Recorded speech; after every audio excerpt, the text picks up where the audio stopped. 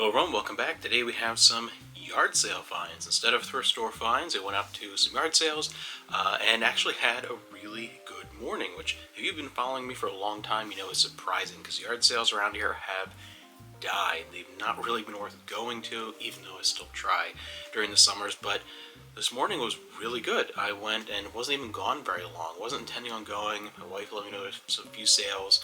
Looked around, went to one neighborhood sale and one individual sale, and was gone 2.5 hours total round trip. So great morning, real excited. Back home by before 9 a.m. First one I went to, a couple of duds in the neighborhood sale, and then I found one. Missed out some guy I saw leaving with a Wii U in the box, a handful of games and things. Like, missed out on that. Don't know how much it was, so missed out possibly. Don't know how much they were charging, but he had a handful of video games left, and it was a husband and wife, and the husband seemed to be more kind of wheeling and dealing with people, and the wife was a little more let's get things out. So I waited, grabbed a couple things, and approached the wife to ask. They initially wanted it was a 10 apiece, and I got her to give it to me the last 3 Wii U games they had for 5 apiece. So for 15 bucks, that's a pretty decent deal, especially these days with yard sales. I grabbed complete with the manual and everything, 3 games: Super Mario Brothers for the Wii U, and Super Mario 3D World, and Super Mario Maker. So that was a half decent start, and went to another sale. They had some books. I found one manga, Dragon Ball Z Volume 1, and Charles DeLint, Moonheart. And that was about it. Went around, there was one last sale in the neighborhood that actually had a ton of stuff and a ton of people. So when I was driving up, it was pretty spread out, so I couldn't really walk most of it. It was one of those huge neighborhoods where maybe 10% of the homes were doing it, and they were really spread out, so it was a little bit chaotic by the time I got to this last one. And I saw why there were so many people there. They had tons of stuff. This one, the whole driveway was completely full in the garage, and they actually had a really decent number of movies, and it was good, but also a little disappointing. I spent a lot of time thumbing through stuff, but the majority of them were, and I overheard one guy talking to one of his neighbors, and the guy got a better picture. The majority of them were newer Blu-rays, like stuff released within the past 4 or 5 years at the oldest, and all stuff that he was talking about. He would buy them, get the digital code, and then sell the movie, which usually can't really, it's not really making much money that way. It's a weird way of doing things, but whatever. So, and he had them priced accordingly. So flipping through, I was more looking for stuff that we would want, definitely not stuff for the store. I found one that I'm hoping that my wife does not see this video during her lunch break, because I want to be surprised when she comes home, but she probably won't. So, one surprise, he had recent stuff. So I found Poor Things, which I like this movie. My wife absolutely loved this movie, so I had to grab this, and I quickly looked it up on my phone, and it was actually a little bit cheaper than buying a used copy on eBay or something like that. So I'm like, I can't pass that up. If it's going to be even cheaper than buying it, and it was right there. So grab that for her. She's gonna love it. One thing for myself, he had a couple of DVD box sets that were actually reasonably priced, but they weren't quite enough meat on the bones for resale, and for me there was one that was good: the complete television series of the 60s Batman. Again, that a nice, I'm glad they had the slipcover here, this case for the box, and this standard box that now like all these big show collections are in, this kind of big plastic book casing.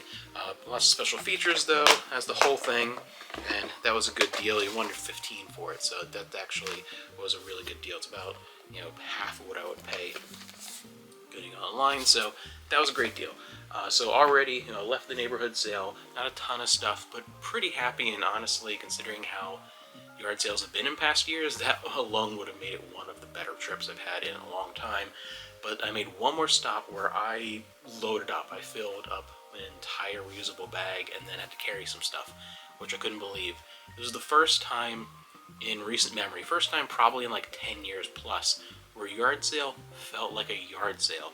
Stuff was 50 cents, $1, 3 for $1. And some of the more expensive stuff was $5 or $10. It wasn't priced to match online sales. It was, I had too much stuff, or I'm moving, or whatever the situation was, and I want to get rid of it and make a little bit of money. That's how yard sales used to be, and I couldn't believe it. So first thing I saw, let me grab here, when I walked up, I'm like, this might be a good sale. Let's see. I found an Ambassador Spock from TNG. Look at that, complete. And I picked it up, and it has like an old Hills, $4.97 price tag on it, and just I couldn't believe it. I was like, oh my gosh, the card's in really good shape. This is cool. I wonder what else is there. And then I'm looking around, I noticed that they had signs and everything, that this was on the $1 table. And it wasn't a mistake, because there was other stuff on the $1 table. I was like, okay, really decent stuff on the $1 table. Sealed plushie from the Disney store. Chip and Dale, and I was like, $1? Okay, that's a pretty decent mark there. 2 plushies. We have with the tag here from Rocky and Bullwinkle. We have Natasha. So we got 2, and I have a Boris up on the store right now, which I'm actually going to take down, and I have 2 more to pair up, $1 a piece. That was a really good deal for the plush from Rocky and Bullwinkle. And then also on the $1 piece thing, we have, still sealed with the bookmark and everything, a journal from Star Wars Episode 1.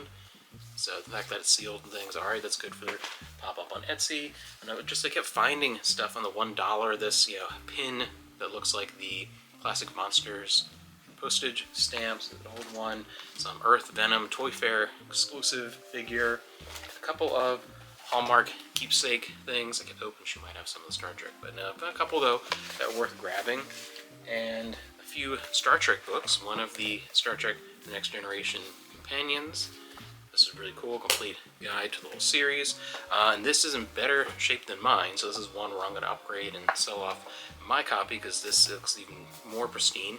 Mr. Scott's Guide to the Enterprise, one of my favorite old TOS era books, includes material from The Voyage Home, brand new upcoming movie. So this was like, alright, for $1, that's really cool. And then they had a bunch of trading cards, and there was a 3 for $1 table. And a lot of these cards, she had them pretty well organized. I don't even know what half of these are, but they were 25 cents for a bag. And like this one, I don't know, it's some fantasy thing, I have to look it up. FPG, but this is a pretty big bag for 25 cents. So some more fantasy ones, just a whole bunch of these trading cards, some vintage Power Rangers, a nice little set for 25 cents. Like that's, really good. And this one even has a case and a little note. It says a complete base set. So hopefully this is a complete set of, looks like monsters. It has the plastic for at least one of the ones in here, so hey, whatever. Complete set. I'm going to look through these. I just couldn't pass them up for $1 a piece for those. That was well worth grabbing. And then she had a 3 for $1 table, and I found a couple of sealed Happy Meal toys. Usually those in like the Burger King Kids Club and that kind of stuff. There are a few specific lines of those figures that are worth grabbing if you find them. The majority of them are worth not much unless it's something you want for your own personal collection. But I found for 3 for $1 a handful that were worth grabbing because they were still sealed from Bobby's World. If you're old enough to remember that short-lived cartoon, found a couple of those and a few from Sonic the Hedgehog. So this one, this Sonic the Hedgehog 3 Happy Meal. We actually haven't opened one of these. I've had for years. So that was good. A couple other things. The sound doesn't work. I'm going to see I don't know if the batteries are kind of weird. I don't know if the little watch batteries, if I can replace them or not. I might have some soldering. But this is an interesting thing. It's from Star Trek as a cage. It has this lenticular cover. It's a sound and motion. And you're supposed to click here, you see on the back, and little sound piece, but that doesn't work anymore. Still, that was really cool. Found that, as well as an Alien Nation comic book. Alien Nation is a great series. That was interesting. A couple of Berenstain Bears books. And the 3 for $1. And the one that I was over the moon for, 3 for $1. We have from the TV Guide line. This is actually 3 out of a set of, I think 4. I think it was 4 different covers from, all 4 from the final season of Deep Space Nine. So So there are 4 covers instead of 3 of them, and you have Worf and Quark and Ezri Dax on that one. Then you have Kira and Odo. Then you have O'Brien and Bashir and Jake. So I'm pretty sure there's just one more, but that was really cool. So they find some great Star Trek stuff. And that was all from that sale. That was crazy. I couldn't believe how much I found at one spot. So gone for like 2.5 hours, grabbed all this. It was really good. This is the best morning I've had for yard sales in a long time. So thank you for joining me. I hope you have some good luck if you are going out and doing any yard selling this weekend or checking out the thrift stores. And if you find anything really cool, let me know down below.